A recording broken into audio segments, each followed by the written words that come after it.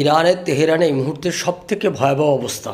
ইসরায়েলের আক্রমণ যত তীব্র হচ্ছে, ইরানের তেহরানের মানুষজন তত দিশেহারা হয়ে পড়ছে। তারা ক্রমশ তেহরান ছেড়ে পালিয়ে গ্রামের দিকে চলে যেতে চাইছে। আজারবাইজানের মানুষজনও তারা তেহরান ছেড়ে পালাচ্ছে, এই মুহূর্তে তাদের দেশের দিকে রওনা দিয়ে দিয়েছে। চীনও তাদের দূতাবাস বন্ধ করে দিয়েছে। যদিও চীন এর মধ্যে বলে দিয়েছে ইসরায়েল যে সমস্ত চীনা নাগরিকরা রয়েছে তারাও যেন ইসরায়েল ছেড়ে চলে আসে। এর পাশাপাশি তেহরানে লম্বা গাড়ির লাইন, প্রত্যেকটা মানুষ তারা গাড়ি নিয়ে তেহরান ছেড়ে গ্রামের দিকে পালিয়ে যেতে চাইছে। কারণ তেহরানে যে পরিমাণ আক্রমণ শুরু হয়েছে, আক্রমণের গতি আরও বাড়বে এবং ভয়াবহ অবস্থা হবে।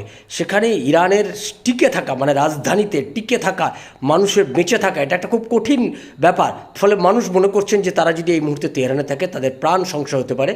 লম্বা লাইনের গাড়ি, প্রায় 20-30 কিলোমিটার পর্যন্ত লম্বা লাইন গাড়ি দাঁড়িয়ে রয়েছে।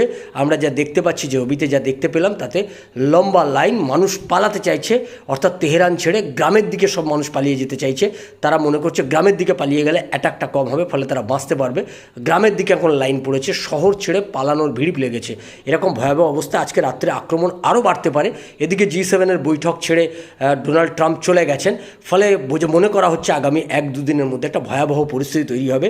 সেই পরিস্থিতি কোন দিকে মোড় নেয়, আমাদের নজর থাকবে সেদিকে।